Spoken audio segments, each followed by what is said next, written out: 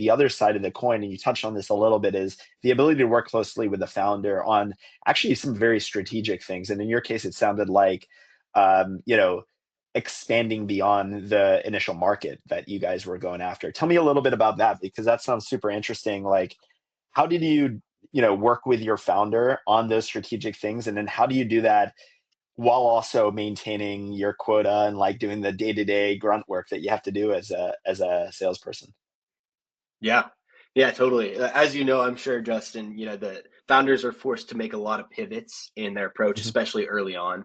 Yeah. And being there, being in office, sitting right next to my founder, like almost every day, at least when he was in office, because he always had stuff going on. But, um, you know, like being there for the pivots and also being collaborative with them, you know, like for instance, when we decided to try to expand and go to some other markets, it was all about the data that, I think the salespeople are the best to collect because they're the ones calling, they're the ones talking to these people.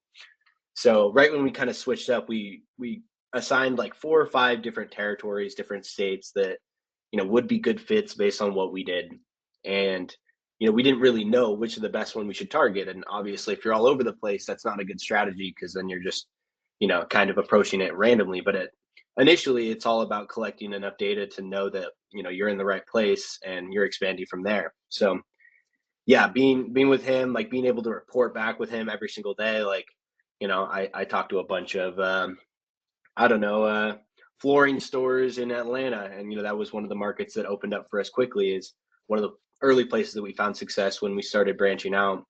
Um, that like being able to give that data and then be like, yeah, I like this type of client. This is a suggestion. Maybe we should go after more of these, or this is a franchise that I think we could set up a real relationship with, and try to expand that from there. So yeah, it was a lot of nuanced things, but overall, I think it's just going with the pivots and being able to be the people on the front that are providing that data that leads to later company decisions, for the better.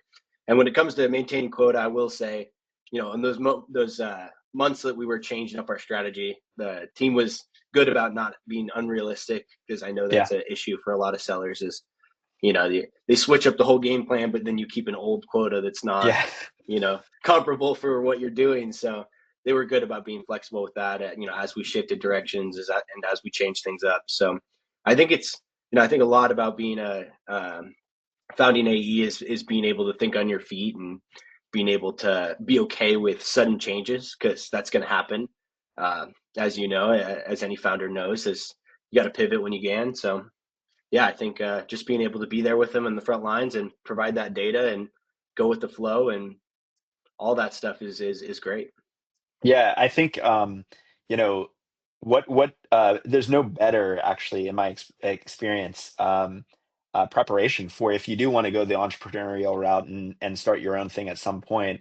You know, being the founding AE that works with the founder and tries to navigate those pivots, because Yep. they're always there, right?